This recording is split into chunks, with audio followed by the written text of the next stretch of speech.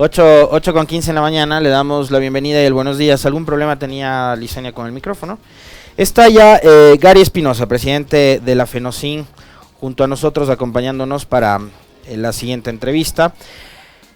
Señor Espinosa, ¿cómo está? Buenos días. Licenia Spinelli, Alexis Moncayo, le saludamos. No hay, digamos, conformidad o acuerdo con respecto de los avances en el diálogo que se han llevado en la mesa que tiene que ver con banca pública y privada. ¿Qué es lo que ha pasado ahí? ¿Cuáles son las observaciones que desde los movimientos sociales, indígenas y montubios tienen con respecto de las conversaciones que se han llevado adelante entre las organizaciones y el gobierno nacional? Bienvenido, buenos días. Sí, gracias por la oportunidad y un saludo, digamos, a ustedes por permitirme expresar las opiniones de la FENOCIN a la ciudadanía, al pueblo ecuatoriano, gracias a Radio Pichincha. Nosotros justamente vemos que la inconformidad siempre va a haber, o sea, siempre van a ser insuficientes. En las luchas uno propone y otra, o sea, un máximo y a lo mejor se consigue la mitad o un porcentaje, ¿no? Sin embargo, pues en lo que tiene que ver con la banca pública, efectivamente hay algunas inconformidades porque hay muchas situaciones de que deben haber, digamos, mejores condiciones para los deudores de la banca privada. Por ejemplo, algunos compañeros o compañeras han de haber preferido de que haya una moratoria de por lo menos un año, año y medio a los deudores. Sin embargo, no es posible porque hasta ahora se ha conseguido lo que ustedes conocen a través de la resolución de la Junta de Regulación Monetaria. Sin embargo, para conseguir más objetivos, más beneficios para los deudores, debe hacerse también y exigirse a la Asamblea Nacional que lleve adelante esa propuesta de ley que está ahí presentada precisamente por Pachacuti, ¿no? Pachacuti ha presentado una ley, un asambleísta que está planteando de moratorias, que está planteando incluso que regulen o que bajen las tasas de interés, está planteando de que no se cobre excesivamente en la banca privada. Por ejemplo, uno va a sacar su dinerito y le cobran por sacarlo y le cobran por el recibo. O sea, eso me parece que es un abuso y ese abuso debe regularlo alguien. Si no hay una autoridad del Ejecutivo, la Asamblea Nacional debe hacerlo mediante ley. ¿Cómo? O que cojan el ejemplo que, como hizo el Perú, que emitió una ley donde hace una moratoria hasta de 18 meses a los deudores y una reprogramación sin que haya ni un solo centavo en cuanto a los intereses en este periodo de la moratoria. De manera que ese tipo de cosas debe hacerlo y precisamente la señora Mireya Pazmiño, que es presidenta y es de Pachacuti, presidenta de la Comisión de lo Económico, tiene ahí, digamos, guardado bajo el escritorio este proyecto de ley que fue presentado precisamente por un asambleísta de Pachacuti. Que lo revisemos, que lo desempolvemos y busquemos la forma de, digamos, someterlo a la Asamblea Nacional para que sean los asambleístas que aprueben esto y tengamos más beneficios para los deudores de la banca privada y que la banca privada no siga de abusiva con esos intereses excesivos y también esos cobros de tasas que no deberían de cobrar. Don Gary, buenos días. Bienvenido. Le saluda Licenia Spinelli. La Junta de Política y Regulación Financiera ya emitió el mecanismo para el alivio financiero, tanto para la banca privada como las cooperativas y las mutualistas. Ustedes aseguran que pese a esto no hay garantías de que la banca cumpla. ¿Qué les hace pensar que la banca no va a cumplir si en teoría ya hay este documento emitido por la Junta de Política y Regulación Financiera? ¿Esto que se dice en este documento no es suficiente? Vamos a ver realmente si es que las cooperativas y la banca privada son sensibles, porque ahí estuvo un delegado de ASOBAN. Entonces significa que esta resolución fue en consenso mediante el diálogo, no es una imposición. Por tanto, esperamos en los próximos días que realmente eso se haga efectivo y que los compañeros o compañeros deudores se acojan a este beneficio que está, digamos, en esto de la resolución de la Junta de Regulación Monetaria, que justamente está hasta el 31 de diciembre de este año, con el fin de que puedan reprogramar sus deudas y inmediatamente firmado el acuerdo tengan la posibilidad de estar en categoría A1 para que sigan operando con el sistema financiero. Esperamos que realmente esta resolución no sea un saludo a la bandera y que la banca y que las cooperativas no se acojan y no cumplan con esta resolución.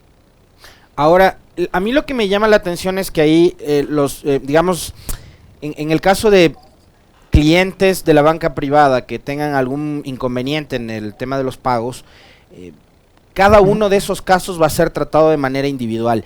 Quizás no hubiera sido lo óptimo, don Gary, que todos los casos se traten de manera conjunta y tengan más o menos el mismo tratamiento. Bueno, se analizó esa posibilidad, pero indudablemente todos los casos no son lo mismo. Hay gente que está en mejores condiciones y otros compañeros que están realmente en situación crítica. En todo caso, yo creo que si eso tiene que darse mediante ley para que sea una resolución de parte de la Asamblea Nacional y de cumplimiento obligatorio para la banca privada y las cooperativas de ahorro y crédito, porque no pueden seguir cobrando hasta 32% de interés en dolarización. O sea, eso es realmente excesivo, realmente es una usura que está castigada por el código, por las leyes ecuatorianas. Van a tener, ¿y qué tipo de facilidades además para refinanciar dichas deudas? Bueno, ahí hay la posibilidad de que la gente se acerque para reprogramar, o sea, hacer una reprogramación de su deuda, y que lo más importante de esto es que salen del castigo, ¿no? Que ya no pueden estar, digamos, en la central de riesgo o el buró de crédito, que le llaman ahora, ¿no?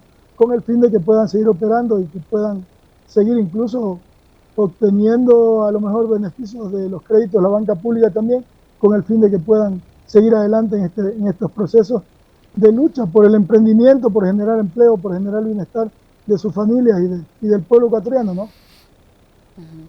El titular, don Gary, el titular de Ban Ecuador o de la CFN decía ayer que el proceso de reestructuración de deudas en esta entidad va a comenzar en la primera quincena de agosto, que se van a poder beneficiar de este proceso. ¿Cuántas personas cree usted que llegarán a alcanzar este beneficio, al menos de las que están relacionadas con las organizaciones sociales y el movimiento indígena? Bueno, nosotros tenemos miles de compañeros, fundamentalmente en la costa ecuatoriana.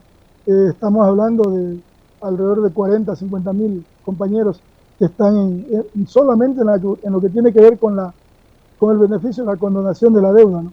Y también en la cuestión de reprogramar, digamos, en deudas que van más allá de $10,000, que también debe considerarse, digamos, en la reprogramación, y esperamos que esta primera quincena de agosto sirva para comprobar la efectividad de todos estos acuerdos, porque hasta ahora los acuerdos están firmados en el papel y aspiramos que, como dice el señor de la Corporación Financiera, la primera quincena de agosto se haga efectivo y que podamos comprobar si realmente es realidad los acuerdos que hemos firmado.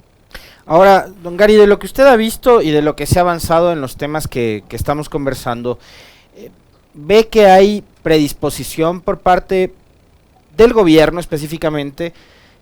Y digamos acá, por ejemplo, a mí me genera mucha inquietud cuando se habla de condonar deudas o de revisar deudas, de reprogramar deudas con la banca, no solo pública, sino también privada. Porque tenemos un gobierno y un presidente que indudablemente ahí entra en una suerte como de conflicto de intereses. Porque creo que no es para nadie un secreto de que el presidente tiene un banco, o es el mayor accionista de uno de los bancos más grandes del país. Entonces, y adicionalmente de por todos los otros temas que están dentro de las mesas de diálogo, de que hay la predisposición suficiente del gobierno como para poder avanzar y para que la lucha de junio del 2022 no haya sido en vano. Bueno, aspiramos que el presidente sea serio, que sus delegados realmente le sugieran y le digan que tiene que cumplir los acuerdos, porque yo también, mi duda es que firmemos acuerdos y luego no se cumplan. Entonces, en ese sentido también tengo mis dudas en el hecho de que todos estos acuerdos a lo mejor puedan quedar solamente en el papel, ¿no? Y en la práctica nada, porque los intereses de los banqueros siempre son tendencias a ganar, ganar, ganar, así como los empresarios, ¿no? Pues recuerda que el presidente de la República, su familia es empresario del aceite, y el aceite es un producto sensible de primera necesidad y que no ha sido posible plantear una posibilidad de solucionar el problema del aceite, como por ejemplo del Ministerio de Agricultura, ver qué pasó con esas más de 100.000 hectáreas que han muerto de palma africana en este país, ¿no? Principalmente en mi provincia, en Esmeralda, en San Lorenzo y Quininé, ¿no? Y sin embargo no hace nada. ¿Por qué? Porque eso no le está afectando a ellos, ¿no? Porque la peste solo es en Esmeralda. Entonces, en ese sentido, los empresarios siempre buscarán que no les afecte todo este tipo de acuerdos con el fin de que ellos tengan, digamos, mayor beneficio. Pero en este caso hay excesivo abuso en cuanto a las tasas de interés, en cuanto a la persecución de los deudores que no los dejan respirar para poder reactivarse económicamente nuevamente. Señora Espinosa, hoy está previsto que comiencen los diálogos sobre focalización de subsidio y control de precios. Evidentemente, al ser un tema complicado, no creo que se registren avances o muchos avances o los primeros acuerdos en esta jornada de conversaciones. ¿Se han fijado un plazo para que, al menos en este tema, exista ya un acuerdo en cuanto a la focalización del subsidio a los combustibles y el control de precios que se va a analizar hoy en 2 mesas por separado, pero de manera simultánea? Bueno, lo de focalización de subsidios, estábamos esperando una respuesta del gobierno, una contrapropuesta, ¿no? Que hasta ahora la hemos recibido nosotros, ¿no? Entonces, no sé si las otras organizaciones hayan recibido esta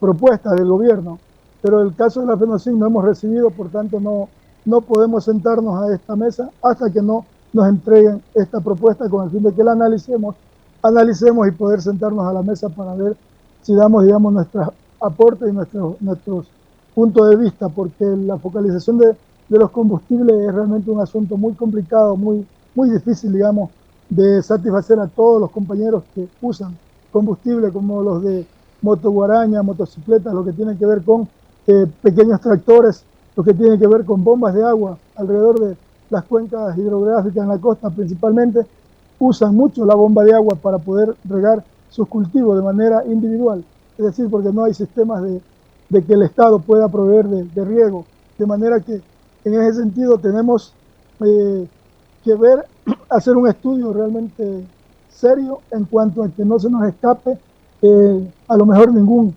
compañero que debe ser beneficiario de la focalización del subsidio de los combustibles, incluso los que usan su carrito para transportar el producto, todo eso tiene que considerarse en esta propuesta de focalización. Aspiramos a encontrar la medida o la salida más adecuada para que se beneficien nuestros compañeros de la manera más rápida, ágil y sin ninguna traba, digamos, ninguna vuelta que tengan que dar a los compañeros productores agropecuarios, porque aclaramos que esta lucha es porque los productores agropecuarios reciban la focalización del subsidio y también a lo mejor la gente que esté vinculada al sector agropecuario de este país. Ahora, yo le preguntaba sobre, digamos, lo que ustedes aspiran o esperan de la postura del gobierno. En medio de esto, y quiero trasladarle también la discusión un poco al campo de la política, don Gary, en medio de todo esto, de que se llevan adelante las mesas de diálogo, desde el Parlamento se está presentando una posibilidad de llevarlo a juicio político al ministro del Interior, Patricio Carrillo, que es uno de los hombres fuertes del gabinete del presidente Lasso. ¿Usted cree que esto, y la postura que ha tenido el presidente además de salir a respaldarlo públicamente al ministro, a decir que no está solo y de que esto se trata de una venganza de los violentos que tienen a sus representantes en la asamblea, refiriéndose así a los manifestantes, ¿usted cree que esto puede entorpecer de alguna manera estos diálogos? Porque yo, créame, cuando veo este tipo de escaramuzas, de fricciones, digo, durante estos 90 días, no sé si es que finalmente el Ecuador va a llegar a buen puerto, porque sigue habiendo esa serie de enfrentamientos y de roces, ¿no? ¿Usted cómo ve ese tema? Mire usted, yo creo que no va a cambiar la política de represión de parte del gobierno, si cambian o no al ministro de Seguridad, ministro Carrillo, ¿no? ¿Puede la Asamblea Nacional? Bien puede, realmente, porque hay los votos suficientes para censurarlo y llevarlo, digamos, al banquillo de los acusados y censurarlo y destituirlo. Debe hacerlo la Asamblea Nacional, porque ha cometido un delito, digamos, de represión y un delito, digamos, de excesiva represión para los manifestantes. Por tanto, la Asamblea Nacional debe proceder con el juicio político, proceder a su destitución, ¿no? Pero esto no implica y no nos garantiza que va a cambiar la política de represión de parte del gobierno. Mire usted, ¿cuántos ministros de Agricultura hemos tenido? 3 en este momento. Pero la política de Agricultura no ha cambiado. siga igual. O sea, es un saludo a la bandera, es un elefante blanco ese ministerio, de manera que no vamos a cambiar. Es como, por ejemplo, algunos compañeros plantean la salida de Pachala. Que salga Pachala y ¿qué pasa? Pero si ahí lo que tiene que hacerse es, si sale o no sale, para mí no es un problema, porque cambiar de un ministro a otro, eso no nos garantiza que va a cambiar la política en favor del desarrollo de los pueblos. Por ejemplo, ahí en ese ministerio de Pachala, por ejemplo, que se ha convertido en una institución paralela al Banco de Desarrollo, una institución que tiene recursos para entregarle a las juntas parroquiales y a los municipios. O sea, está haciendo la misma actividad del Banco de Desarrollo, por tanto, debe de cambiar la política y que ese ministerio debe de apoyar, como era antes el CODEMPE, por ejemplo, que apoyaba al desarrollo comunitario, al desarrollo de las organizaciones, al desarrollo productivo, para que generen fuentes de trabajo, que generen bienestar y, digamos, ingresos para las familias campesinas. De lo contrario, cambiar un ministro por otro, la política sigue igual, no pasa nada en el marcador, seguimos igual. O sea, yo le entiendo que estarían utilizando la Secretaría esta de Pueblos, que la lideraba antes Pachala, entiendo que él renunció después de la movilización de junio, estarían usándola clientelarmente, cumpliendo funciones para las cuales no estaba creada. Ahí dice gestión y desarrollo para los pueblos y nacionalidades. Los pueblos y nacionalidades están organizados en pueblos, están organizados en organizaciones, en comunidades, en comunas. Por tanto, esa institución debe servir para apoyar al desarrollo productivo de las organizaciones, de las comunidades, de las comunas, con el fin de... Creo que se apagó su micrófono, señor Espinosa. Deberían de, digamos, utilizarla en que apoyen, digamos, en proyectos de desarrollo para los pueblos, para las organizaciones, las comunidades, las comunas, y no hacer lo mismo que está haciendo el Banco de Desarrollo en este momento. Señor Espinosa, ¿cómo avanzan los otros temas? Son 10 puntos que van a discutirse en estas mesas de diálogo. Uno de ellos que tiene que ver con el extractivismo, por ejemplo, cuya reunión está prevista para el 1 de agosto. En este punto ya hay también una propuesta del lado de las organizaciones indígenas, una propuesta del lado del gobierno, ¿o todavía no se conocen? ¿Hay avances en los otros puntos para sentarse a conversar ya con propuestas en la mano?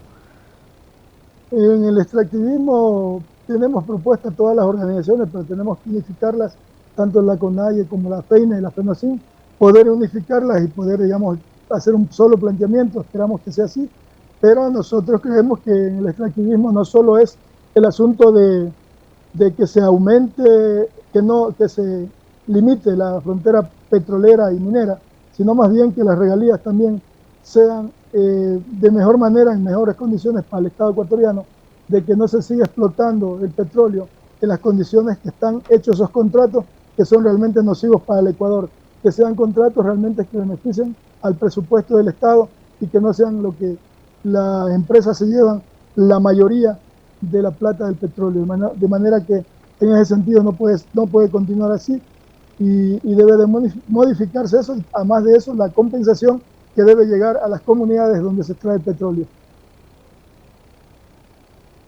Y en cuanto a la mesa de control de precios, ¿qué se puede esperar hoy de ese diálogo?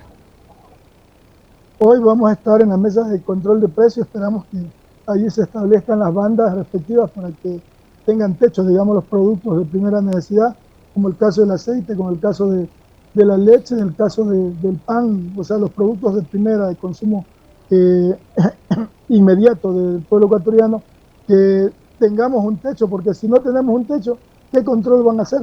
Si estamos al libre oferta de la demanda, de manera que los empresarios suben su producto cuando les da la gana, cuando les da la regalada gana, y para mantener el precio lo que hacen es reducir la calidad y la cantidad del producto, como el caso de los jabones de tocador, o el aceite, de la leche, el caso del aceite, o sea que de 1 litro le dan 900 ml y la leche también, o 800, 900 ml, de manera que eso es una estafa que le están haciendo al pueblo ecuatoriano, un engaño que le están haciendo el pueblo ecuatoriano, y hay una autoridad que debe controlar eso, que es el intendente de control del mercado, que es un saludo a la bandera, que solo pasa ganando sueldo y no hace, digamos, ningún control en cuanto a esta situación de la subida de precios de los productos de primera necesidad.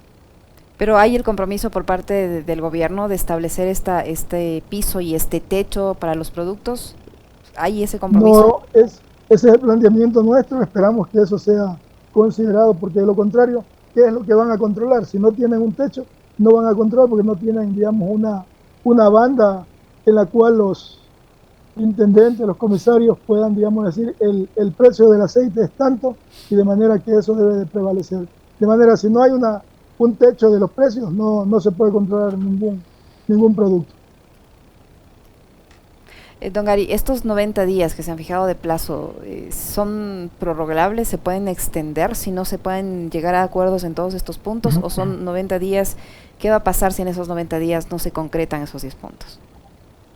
Yo creo que debe haber una celeridad de parte de la conferencia episcopal que coordine con el gobierno para que haya una celeridad en todas las mesas. Pueden estar instaladas 3 mesas a la vez con el fin de que avancemos lo más pronto posible y podamos evacuar lo más pronto posible de estas mesas, porque de lo contrario vamos a tener 3 meses que van a ser insuficientes, de manera que esperamos que haya una celeridad de la programación del cronograma de parte de la conferencia episcopal y que coordine con el gobierno para que avancemos lo más rápido posible en estos temas. Muy bien. Muchísimas gracias al señor Gary Espinosa, presidente de la FENOCIN, que ha estado con nosotros. Gracias, señor Espinosa, muy amable. Muy amable, gracias a ustedes. Gracias, un abrazo.